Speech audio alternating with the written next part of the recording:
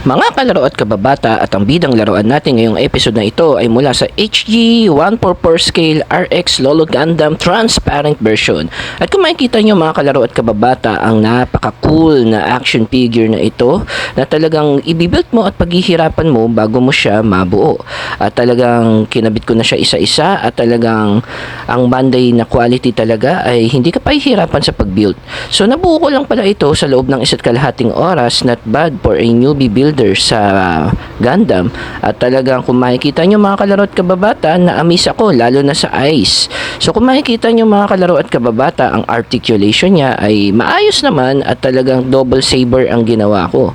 At kung makikita natin, napakasarap niyang paglaruan at ako'y truly na-amaze sa kanyang mga details. At kung makikita nyo mga kalaro at kababata, super poseable siya at pwede mo siyang gamitin sa iba't ibang posisyon, lalo na sa pang-toy photography.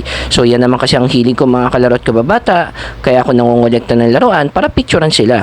Ito naman yung may weapon and accessories. Kung makikita nyo mga kalaro at kababata, ay talagang ma-amaze ka at talagang ang napansin ko talaga dito ay yung kulay niya na transparent na singkulay ng mga rubber na pantatsing na nilalaro natin noon sa larong kalye.